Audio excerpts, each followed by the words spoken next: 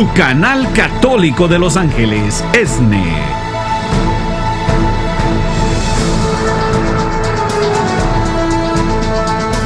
Todos buscamos tener experiencias inolvidables en la vida. El anhelo por ciertas experiencias nos mueven a tomar decisiones en la vida, buenas y malas. Hay experiencias que nos marcan la vida. Pero hay una experiencia que no solo te marcará, sino que también te dará una nueva vida. Es la experiencia de CDJ.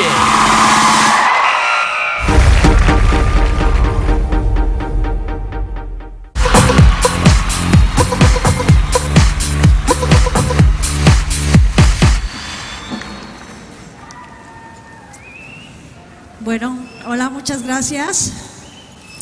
Estoy muy contenta, me siento muy bendecida de estar con todos ustedes. Gracias al Sembrador, a ESNE, a Noel y a todos por haberme invitado. Y bueno, pues yo vengo a contarles mi historia de vida, cómo Dios transformó mi corazón, cómo Dios me hizo darme cuenta que realmente Él existía, que Él estaba vivo. Y bueno, y la verdad es que para mí es la mejor experiencia que he tenido yo en mi vida, el conocer a Jesús, a Dios, al Espíritu Santo, una persona que está viva, que está en nuestros corazones. Y pues bueno, yo les pido a ustedes que aprovechen estos momentos, son únicos en su vida. Abran su corazón lo más que puedan para que Dios pueda entrar totalmente en ustedes, para que pueda sanar, liberar, para que puedan sentir ese amor tan grande de Dios que tiene cada uno de ustedes. Bueno, pues como les digo, me llamo Mariana Barragán, yo vengo de la Ciudad de México. Mis padres se llaman Oscar, Clara. Yo soy la menor de 3 hermanos, mi hermano Oscar, Erika y yo. Yo vengo de una familia católica light. Realmente mi abuelita siempre fue el pilar de la familia. Espiritualmente ella siempre estaba presente, siempre nos hablaba de Dios, de la Virgen. Siempre de chiquitos me acuerdo que nos imponía las manos y rezaba por cada uno de nosotros. Y bueno, la oración es muy importante, ya sea de una mamá, de una madre, de cual sea, porque después mi abuelita siempre dejó esa semillita que después dio frutos y sigue dando frutos abundantes. Bueno, mis padres se divorciaron cuando yo tenía 1 año de edad, yo era muy chiquita. A mi hermano a los 4 años le dijeron con quién se quería ir a vivir, si con mi papá o con mi mamá. Mi hermano decidió irse con mi papá. Y bueno, mis hermanos y yo estuvimos separados. Y para mí fue algo difícil, porque aunque yo estaba muy chiquita en la primaria, yo no entendía por qué mis padres se habían divorciado. Yo decía, ¿por qué no estoy con mi hermano? ¿Por qué nos tenemos que ver cada 15 días? Vengo de una familia disfuncional. Pues, y muchas veces en nuestra infancia, pues crecemos con vacíos. Yo en la parte familiar crecí con un vacío grande. Yo estudié siempre desde la primaria en una escuela católica de Legionarios de Cristo, pero mi infancia yo recuerdo que era triste, como que mi mamá también tenía que trabajar para darnos lo mejor, para darnos una buena educación. Trabajaba todos los días, la veíamos muy poco y para ella era muy difícil el no estar con nosotros en esos momentos. Yo me acuerdo que siempre estaba con mi hermano, con la persona que me ayudaba en la casa, y nos pasábamos viendo la tele. Y los fines de semana es cuando realmente estábamos 100% con mi mamá, y ella siempre nos demostraba su amor, su cariño, los dedicaba 100% a nosotros, y nos decía que le costaba mucho trabajo dejarnos, pero gracias a Dios siempre hubo esa comunicación, y para nosotros siempre la admiramos mucho. Y mi papá pues lo veíamos cada 15 días, teníamos muy buena relación con él también nos apoyaba, pero bueno, mi mamá siempre decía, quiero darles lo mejor. Bueno, yo crecí en mi primaria, en mi infancia fue difícil, pero ya en la secundaria y la prepa fue una de las épocas más padres de mi vida, lo disfruté muchísimo. Quiero decirles que yo, bueno, siempre he sido una mujer muy alegre, una mujer muy amiguera, tengo muchos amigos, gracias a Dios, muchas amigas. Y bueno, mi colegio era de puras mujeres. Y bueno, a mí lo que siempre me gustaba, mi hobby, mi pasión, era bailar. Yo todo el día bailaba y oír música. Yo me la pasaba bailando, oyendo música, y para mí era primordial. O sea, yo desde que levantaba hasta que me dormía, bailaba. En la escuela habían concursos de baile, y en la secundaria, en la prepa, hacían concursos de baile cada año. Y yo ponía las coreografías a mis amigas de mi grado. Y bueno, pues a mí me encantaba ponerle los bailes, y era una mujer muy feliz. Me encantaba salir, me encantaba irme de fiesta. En esos momentos, bueno, pues como cualquier adolescente, nos encanta divertirnos. Y está muy bien. Y la verdad es que yo me la pasaba muy bien. Era muy noviera. La verdad es que, bueno, pues sí me gustaba tener muchos novios. Entonces, noviera. También empecé a fumar, me acuerdo que empecé a fumar, y me acuerdo que la primera experiencia cuando fumé dije, guácala, me dio asco, me mareé, dije, no, qué horror. Pero mis amigas, no, inténtale más. Y entonces dije, bueno, hasta que ya me gustó el cigarro.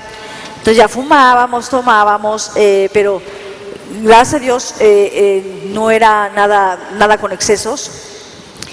Y bueno, ¿qué les puedo decir? En mi secundaria y prepa hice de diversión, de todo. Lo único que ahí no hice, y que ahorita me arrepiento, no estudié, ¿verdad? No estudié. Y entonces, para mí eso era la secundaria, la diversión, experimentar, ser lo que los demás hacían. Eso era a mí lo más importante. Pero toda mi vida iba muy bien, hasta que en un momento mi mamá nos da una muy mala noticia. Yo tenía 21 años y nos dice que tiene cáncer, y que tiene un cáncer muy difícil, y que realmente ya era como metástasis y que era muy difícil de sanar. En ese momento para mí se me cayó todo. O sea, yo no podía pensar cómo mi vida iba a ser sin mi mamá. Mi mamá era mi compañera, era mi mejor amiga, mi hermana, era una mujer guerrera, era todo para mí, todo. Y en eso me estaban diciendo que mi mamá tenía cáncer. Entonces, yo, la verdad, en mi adolescencia, yo iba a misa y todo eso en la escuela porque era normal, porque tenías que ir, pero para mí Dios estaba muy lejos, para mí Dios estaba en el cielo, para mí era una persona muy extraña. Pero en el momento que yo sé que mi mamá tiene cáncer, lo reto y le digo, no, Dios, o sea, tú no puedes quitarme a mi mamá. Tú sabes qué es lo que más amo en la vida. Entonces te pido por favor que la sanes. En ese momento lo invoqué y le dije, sánala. Mi mamá tiene un encuentro personal con Jesús, es en ese momento de su enfermedad. Mi hermano se va a vivir con nosotros y empezamos a convivir como familia, los cuatro, platicábamos mucho, nos íbamos de viaje, realmente fue momentos muy padres entre los cuatro. Y mi mamá conoce a un sacerdote y le empieza a hablar de Jesús. Y mi mamá empieza a cambiar, empieza a tener como que mucha paz en su corazón, empieza a tener mucha aceptación de su enfermedad. Mi mamá me dijo, mi mamá era mujer muy guapa, muy vanidosa, y me acuerdo que vete fotos por todos lados. Tuvo que cambiar su recámara y todo para no verse. Y mi mamá me decía, oye Mariana, quiero que me cortes el pelo, rápame todo, porque no quiero ver cómo se me cae. Bueno, yo tenía un nudo en la garganta, y me acuerdo que le empecé a cortar el pelo hasta que la dejé pelona. Y para mí fue unos momentos muy dolorosos. Yo quería llorar, pero tenía que ser fuerte. Y yo decía, ¿cómo es posible que mi mamá no llore? ¿Cómo es posible que tenga esa fortaleza? Como que no entendía cómo mi mamá, a pesar de que estaba mal, estaba bien. O sea, entonces pasó el tiempo y mi mamá empezó a leer mucho la palabra de Dios.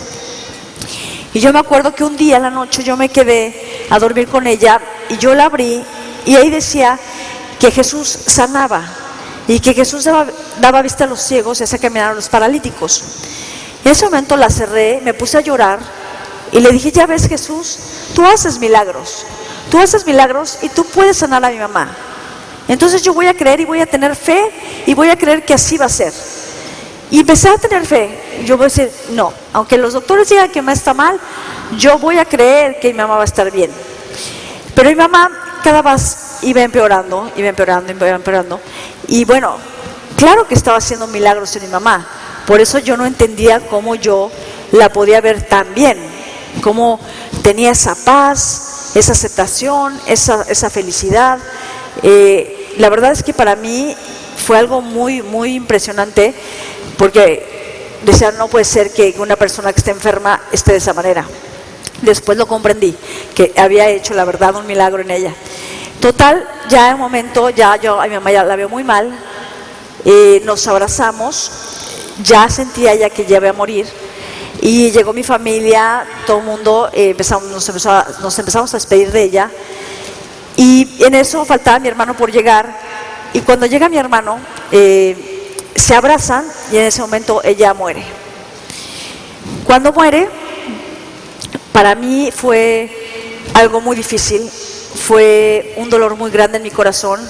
Me habían quitado algo tan valioso en mi vida y yo estaba muy enojada con Dios. Y le dije, ¿por qué me la quitaste? ¿Por qué me la quitaste si tú sabías que para mí, mi madre era todo para mí? Yo no sé cómo va a ser mi vida sin ella, yo no sé cómo va a ser estaba muy mal, estaba muy triste, no lo comprendía.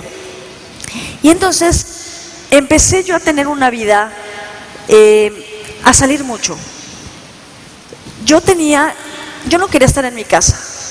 Yo llegaba de trabajar y decía, yo no quiero estar aquí, porque el estar aquí, luego era ver el cuarto y mamá se sentía la casa sola, vacía. Y entonces empecé a evadir mi sufrimiento y empecé a salir. Y luego empecé a tener momentos en mi vida con muchos excesos. Empecé a salir demasiado. Y luego también empecé a tomar más de la cuenta. El alcohol me ayudaba, según esto, a no pensar, me ayudaba a tratar de evadir y tratar de divertirme. Realmente las peores cosas que yo hice las hice con el alcohol, y realmente yo tomaba por tomar. No me gustaba el alcohol, me gustaba el efecto. Me gustaba que luego yo ya estaba en un lugar, estaba en un antro, y luego lo cambiaba mi estado de ánimos, y para mí eso era ya, iba pasando la noche y ya no tenías conciencia de lo que hacías. Ya en ese momento para mí era la mejor adrenalina, la diversión. Ya no me importaba qué iba a pasar, ya no me importaba nada, simplemente yo me la estaba pasando muy bien. Y entonces así yo empecé a vivir una vida igual, reventón, el alcohol. ¿Y qué pasaba? Con el alcohol tienes muchas cosas, empezaba a darle besos a personas que no eran mis novios, como que de una cosa te llevaba a la otra. En mi escuela me hablaban mucho de la castidad, de la abstinencia, que no tuviéramos relaciones, que nuestro cuerpo era templo del Espíritu Santo. Y en esos momentos, ya los medios de comunicación, las amistades, me decían, Mariana, tú ten relaciones, no pasa nada. Mientras que estés enamorada, no pasa nada. Ten relaciones, no estás haciendo nada de malo. Y dije, sí es cierto, yo estoy enamorada, tengo novios y estoy enamorada, y no tiene por qué ser nada de malo. Y no es porque las relaciones sexuales sean malas, pero Dios las creó por algo. Por una familia, porque ya hay más responsabilidad y por muchas cosas. Pero bueno, yo empecé a tener relaciones. Y empezaba a tener con un novio, cortaba y luego empezaba con otro. Y entonces para mí ya era muy normal el que tener novio era tener relaciones, o sea, como que ya era básico. Pero no pensaba tampoco en nada. Yo siempre vivía mi momento y vivía como vivimos, como yo vivía en ese momento, pues pasármela bien, y estaba enamorada. Y entonces después también empecé a experimentar con la droga, la marihuana, con las amigas, la marihuana. Y entonces probé la marihuana, me acuerdo que no me gustó, luego la probé otra vez y me acuerdo que me la pasé riendo 2 horas, Y en ese momento yo decía, ya no quiero este efecto. La verdad es que me reía porque hasta la mosca volaba. Entonces decía, no, ya, que se quite, no me gustó. Y empecé a experimentar cosas del New Age, las cartas, los horóscopos, jugaba a la ouija, toda la diversión. Para mí toda la diversión, para mí no había nada malo. Jugaba a la ouija en mi casa y yo no sabía que con estas cosas yo le abría puertas al demonio. Entonces, en estos momentos yo ya había perdido desde hace muchos años la gracia de Dios. Ya el Espíritu Santo ya no estaba en mí, ya realmente... Ya las cosas que hacía ya estaba totalmente fuera de la presencia de Dios. Y después también con el alcohol, me acuerdo que, bueno, las cosas peores que hice con el alcohol, le di un beso al novio de mi mejor amiga, que al día siguiente me desperté y decía, ¿qué hice? ¿Cómo lo hiciste? ¿Por qué? Si realmente no te gustaban o nada. Y me arrepentí muchísimo. Me acuerdo que hablé con mi amiga y la verdad me sentía muy mal. Y esas son las cosas que el alcohol te hace hacer. Y luego tienes una cruda moral espantosa, pero después se pasa el tiempo y vuelves a caer, y vuelves a caer, y vuelves a caer. Y bueno, después estaba yo en mi casa, tengo un grupo de amigos y amigas que van a mi casa, y una amiga nos dijo, oigan, traigo éxtasis, una tacha.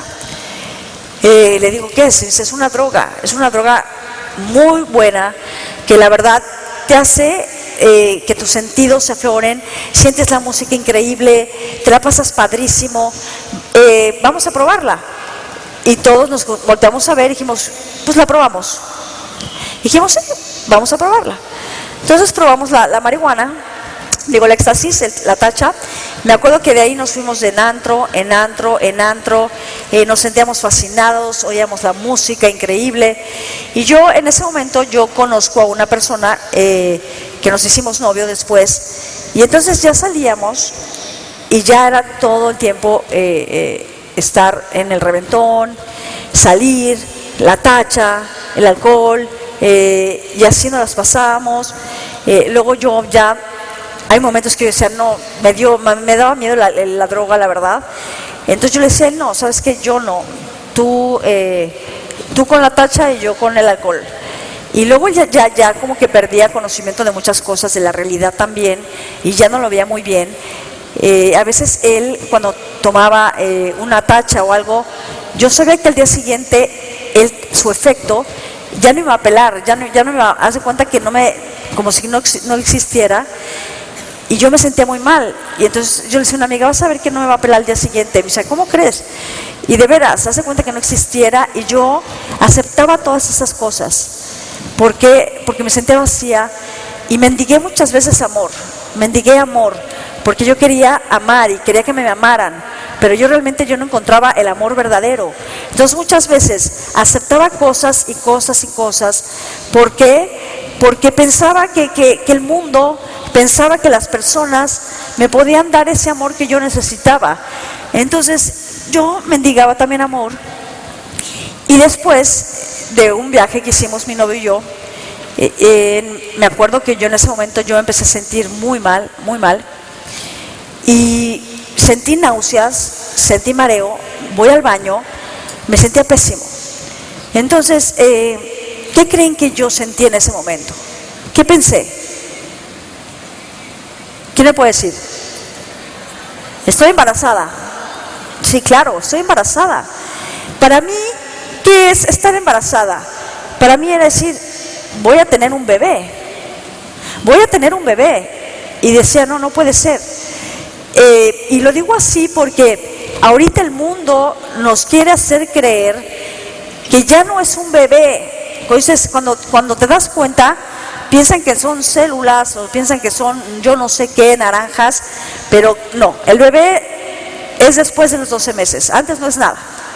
Y entonces me hice la prueba, sale positivo y me quería morir. Y dije, no, ¿cómo es posible? No estaba preparada, no era mi momento, tenía muchísimo miedo. Decía, ¿qué voy a hacer? ¿Qué le voy a decir a mi papá? ¿Qué le voy a decir a mi familia? Empezó realmente, en vez de pensar cosas bonitas o que era una bendición tener un hijo, empecé a pensar en cosas malas, en el temor, en el miedo me paralizó. Entonces mi novio en ese momento me dijo, hay dos opciones, podemos casarnos o abortar. Yo le dije pensé casarnos, no, porque sabía que nuestra relación no era nada sana y sabía que me iba a divorciar luego. Y le dije, ¿cómo es abortar? Me dijo, bueno, podemos ir con un doctor a una clínica mañana. Nos dimos muy cuenta muy rápido, no hay vida y a ver qué nos dice. Ok. Al día siguiente fuimos a la clínica. El doctor no me hizo ningún ultrasonido, no me revisa nada, nada más me dijo, no, te diste cuenta muy rápido, no hay vida, son células y mañana te puedes venir a tal hora, vas a estar 2 horas, es algo muy sencillo y después te puedes ir a tu casa, como si realmente fuera como quitarte una muela, ¿no? O sea, sencillísimo. Ok. Al día siguiente fui a la clínica, me provocan el aborto. Y lo primero que hago es llorar. Empiezo a llorar porque sentí que algo me habían quitado. Sentí mi alma destrozada. Y entonces empiezo a llorar y luego digo, no tengo por qué llorar. No hice nada malo, no hay vida, no tienes por qué llorar. Y lo bloqueo y lo entierro en lo más profundo de mi corazón. Desde ese momento ya no existía, ya no había existido nada. Ya la solución, ya había acabado con la solución, con el problema. Y en ese momento me fui a la casa de la persona con la que andaba. Me acuerdo que me sentía como deprimida. Y en el momento que, en la noche, me dice mi novio, en ese momento me dijo, oye, que si vamos a bailar. Y digo, vamos a bailar, claro. Y me fui a bailar, y ya se cuenta que no había pasado absolutamente nada. Paso el tiempo, igual, con todos estos excesos por un tiempo, pero yo ya me sentía vacía. Yo decía, es que esto no es vida. Realmente no estaba contenta. Y después de un tiempo pasa, yo trabajaba en una tienda de decoración y en ese momento eran las 7 de la noche, yo iba a ir al cine con los amigos. Salgo del trabajo, me subo a la parte trasera del coche. Veo que hay un hombre afuera a 1 metro de distancia y veo que en ese momento alza su saco, veo que tiene una pistola y una escopeta. Mi amigo se da cuenta rapidísimo y grita, agáchense. En ese momento yo me agacho, dispara y en ese momento yo pierdo el equilibrio totalmente, me voy del lado derecho. Ya no sentía mis manos, mis piernas, mis brazos, no sentía nada, yo no me podía mover, estaba paralizada. Yo le decía a mis amigos, ayúdenme, me decía Mariana, no te preocupes, vamos al hospital. Yo no pensé que me habían disparado, yo pensé que por el shock del disparo me había caído, no entendía qué estaba pasando. Llegamos al hospital, el doctor me toca las piernas, me decía, ¿sientes? Le digo, no siento. Los brazos, ¿sientes? No sentía nada. Y bueno, llega mi papá en ese momento, llegan mis hermanos, llegan todos mis amigos y me dicen que, bueno, que me van a operar porque me van a quitar la bala y me doy cuenta que me disparan. Después, cuando estoy en terapia media, les digo, ¿qué pasó? ¿Me iban a asaltar? ¿Por qué me dispararon? Y me dicen, no, Mariana, lo que pasa es que la persona que te disparó estaba muy drogada. Él antes había disparado a un policía. De ahí se fue, se encontró contigo, te disparó, de ahí agarró un taxi, asaltó una farmacia porque quería más droga, de ahí lo interceptaron 9 policías y le dieron 9 balazos y está vivo, está en el hospital. Cuando dijeron, está vivo y está en el hospital, dije, ¿cómo? ¿Por qué no se murió? O sea, yo tenía mucho odio en mi corazón. Y dije, ¿cómo es posible? Y yo todavía no sabía qué estaba pasando en mi cuerpo, que por qué no podía mover nada y no quería ni preguntar. Pero me empezó a entrar mucho odio, mucha tristeza y seguí enojada con Dios. Y dije, ¿por qué hiciste eso? ¿Por qué la persona, que yo no sé qué pasa, está viva? Después llega un doctor y me dice, Mariana, queremos hablar contigo, tienes una lesión en la médula y no vas a poder mover tus manos y tus piernas, tienes una lesión completa y te vas a quedar cuadraplégica por el resto de tus días. vas a estar en silla de ruedas y no vas a poder mover y vas a depender de una persona todo el tiempo. Cuando me cuentan eso, obviamente lloro, decía, no puede ser, ¿qué va a ser de mi vida? Yo decía, mi vida se acabó, mi vida ya no tiene nada, estaba muy mal. Yo la verdad no podía comprender qué iba a ser de mi vida. Al mes me dicen que me tengo que carear con la persona que me disparó. Y yo decía, no, es que yo no la quiero ver, yo no quiero verla. Y me dice, Mariana, tienes que carearte porque si no lo ves, si no declaras, no lo van a meter a la cárcel. Entonces yo estaba muy mal, no quería ni siquiera tenerlo enfrente de mí. Y pasó algo increíble. Cuando yo llego a carearme con él, lo tengo enfrente de mí y Dios me da una gracia impresionante. Cuando yo lo veo, empiezo a sentir compasión, empiezo a sentir paz, empiezo a sentir ternura, misericordia. Y yo decía, ¿cómo es posible que tenga estos sentimientos en mi corazón si yo lo odiaba hace un segundo? Y yo lo veía con una ternura y él me decía, es que yo no te, perdóname porque no quería dispararte a ti, yo quería dispararle a la persona que estaba manejando porque se quedó viendo muy feo. Y entonces ahí me di cuenta lo que es la droga. O sea, esta persona estaba muy mal, él no estaba consciente, porque la droga se lleva a tu realidad. Y él desde chiquito empezó a drogarse con la marihuana. Muchos dicen que la marihuana es súper ligera, la marihuana no hace nada, pero la marihuana son de las drogas más fuertes porque te lleva a otras cosas y otras cosas y otras cosas. Y él llegó un momento que ya no pudo parar y ya empezó a tener más drogas más fuertes. Entonces, bueno, en ese momento para mí yo dije, me liberé, me sané y empecé a sentir que Dios estaba actuando en mí. Pero se me hizo muy extraño. Después, mi abuelita me regaló un libro de la Virgen de la Paz y me dijo, léelo, te va a ayudar, te va a sanar, lee este libro. Obviamente no lo leí. Luego las cosas de Dios y los retiros y todo eso, a mí me daban flojera. Decía, no, qué flojera, no. Y no leía, y entonces yo empecé a seguir mi vida normal. Y me costó muchos años de sufrimiento, de aceptarme, pero gracias a Dios me dio la fortaleza, mis amigas, mi familia. Mi papá se fue a vivir conmigo, entonces tuvimos un encuentro, mi papá y yo, se empezó a dedicar a mí, me ayudaba en mis terapias, fue algo muy bonito de amor entre familia, amigos, mis hermanos, todo. Entonces ellos me ayudaban a estar mejor. Y muchas veces pasamos etapas en nuestra vida difíciles, pero son etapas, son cosas que pasan. Y siempre está Dios ofreciéndonos su mano, ofreciéndonos la solución para seguir adelante. Y yo sin saber, Dios iba actuando en mí, en mi corazón, sin yo saberlo, poco a poco. Y entonces yo empecé a salir, empecé a tener otra vez una vida normal, empecé a salir también otra vez con mis amigas, a tener una vida de ir a comer, de ir a fiestas. Empecé a hacer la misma, no tanto, pero a tener una vida de adolescentes. Tenía 24 años y muy bien. Y quiero decirles que sigo saliendo y me sigo divirtiendo y me encanta, pero sanamente, sin excesos y siempre sin afectar a nadie, menos a Dios.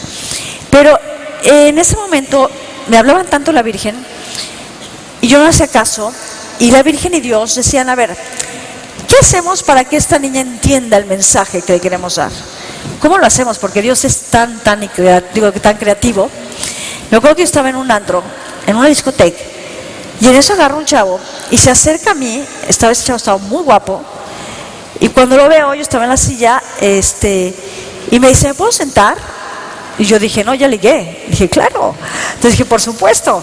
Dije, siéntate, no sé qué. Entonces ya se sentó. Y en cuanto se sienta me dice, ¿has escuchado hablar de la Virgen de la Paz? Y yo así de, ¿cómo?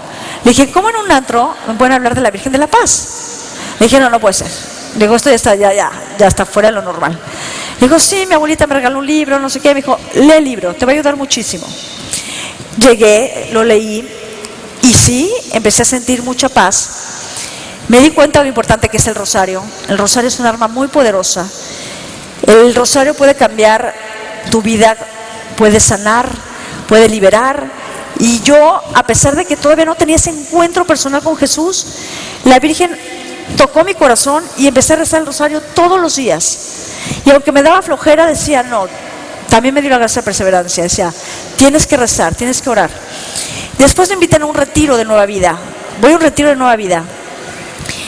Y bueno, en este retiro, como están ahorita ustedes, yo ya tenía ese deseo grande en mi corazón de conocer a Dios y a Jesús.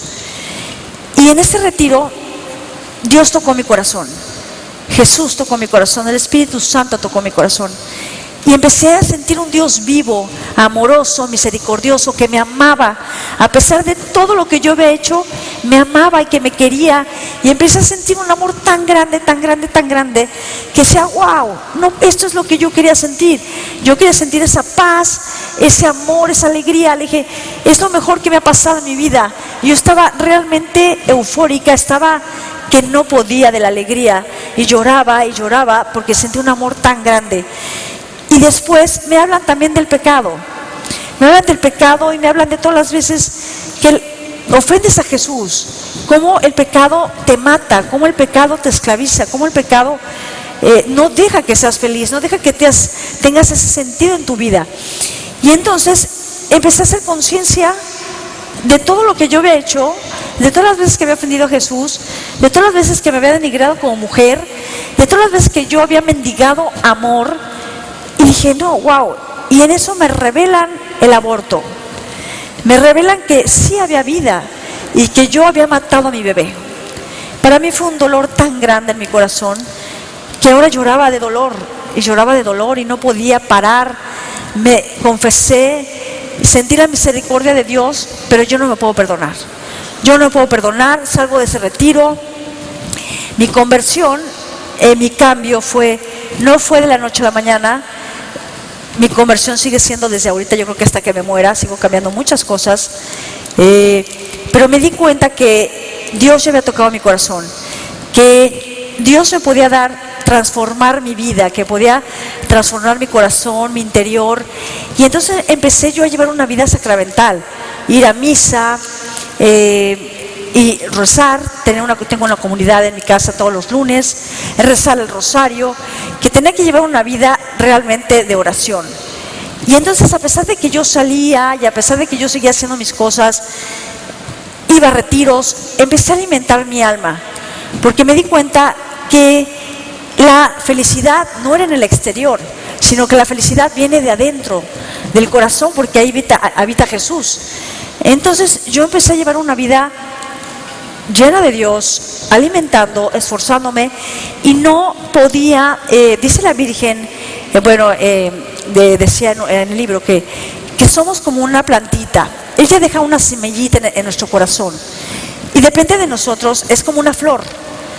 Y si tú le das agua a la flor, va a crecer y si tú dejas de darle agua, se va a morir.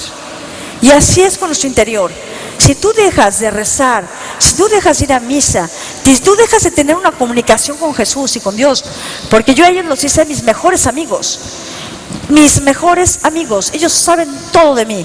Yo les platico, les cuento mis tristezas, mis alegrías, yo les hablo de todo. Entonces la amistad crece y crece y crece, y Él te va respondiendo, y empiezan a pasar cosas en tu vida inimaginables, que dices, claro que están presentes, claro que están vivos. Pues llevé una vida así.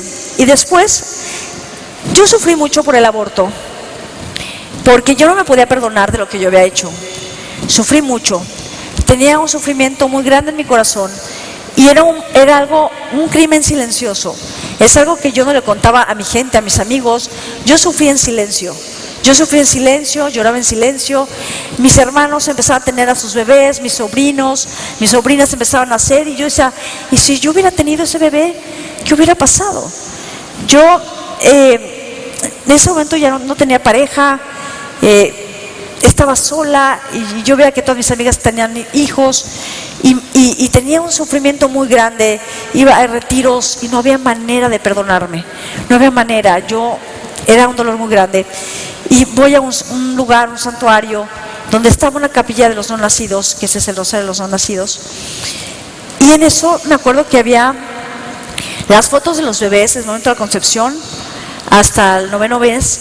Y yo estaba rezando, yo iba con una tía que no sabía que yo había abortado, con mi asistente.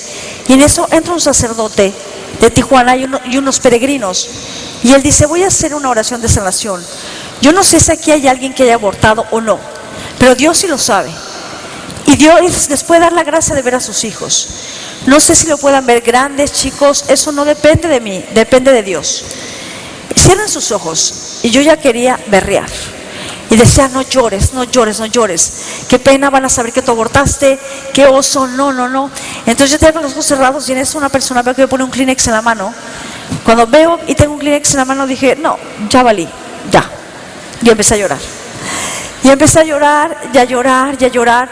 Y el padre empieza a hablar del momento de la concepción y todo eso. Yo tengo los ojos cerrados. Y en eso pasa algo inexplicable. Yo tengo los ojos cerrados y veo a Jesús. Una imagen impresionante y que trae un bebé en sus brazos. Y en eso me lo entregó a mí, me lo entrega a mí.